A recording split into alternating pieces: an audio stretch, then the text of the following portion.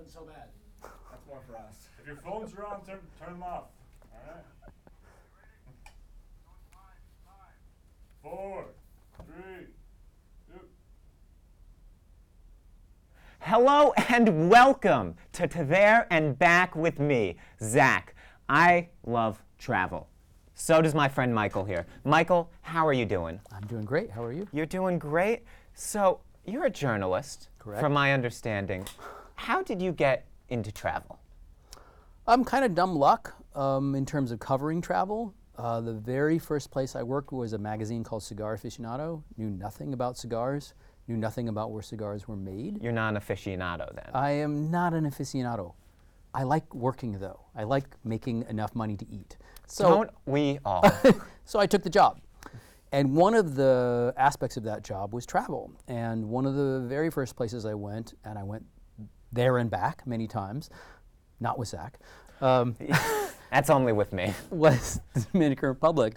And the Dominican is where tobacco is grown.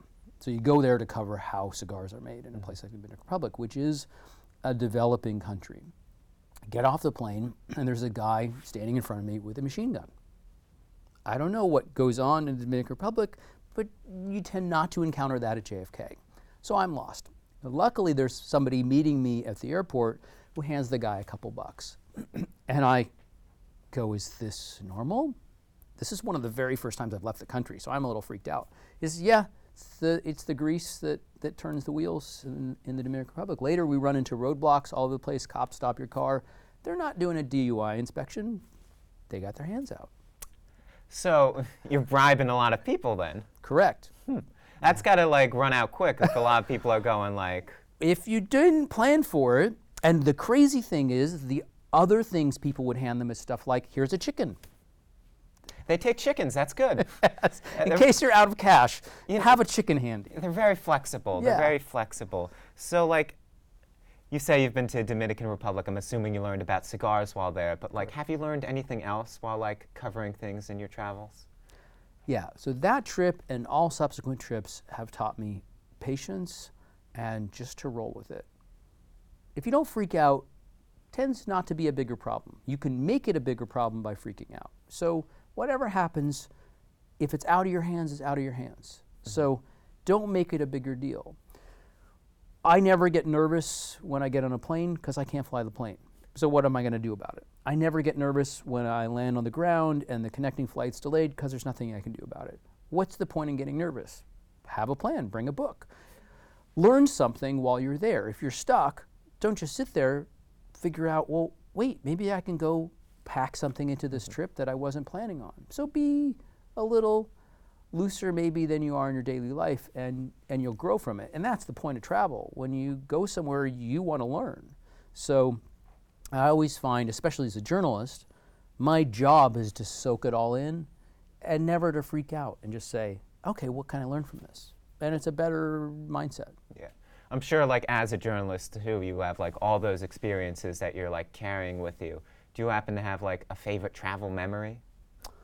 Wow. Yeah, rock climbing on Table Mountain outside of Cape Town in South Africa while the sun was coming up. Hired a guide. I'm a climber, but I didn't climb there before, so I hired a guide, which was $40, so worth it. And she took me up this 3,000-foot route, which is just astonishing. And there's a cable car going over your head, and there's the ocean way below you and the entire city below you. Just spectacular. One of those memories just seared into my brain. It sounds like absolutely beautiful. Like, Absolutely beautiful. is South Africa one of your favorite countries to travel? Or, Absolutely. Absolutely. It's kind of expensive to get there. It's dirt cheap when you're there. The warmest, friendliest people I've ever met in my life anywhere on the planet are in South Africa.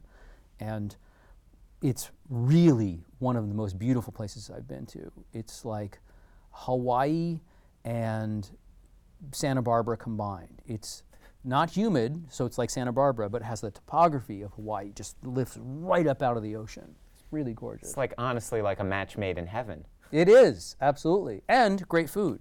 Great food. Most interesting dish there, would you say?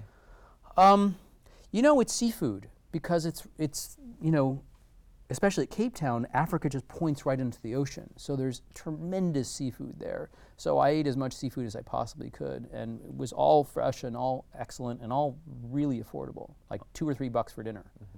Well, that's fantastic. Unfortunately, we're running out of time. But we got one more segment we like to do. Okay. We're going to send you somewhere on this globe, courtesy of To There and Back with Zach. So I'm just going to keep spinning it, and you're going to tell me when to stop.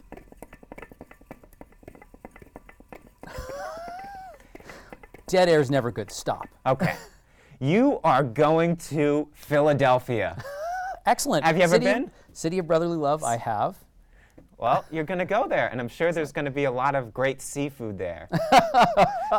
Yeah. Yes. So thanks so much, Michael, and thank you for watching To There and Back with Zach. Join me next time where we're going to go places while talking to people in this studio.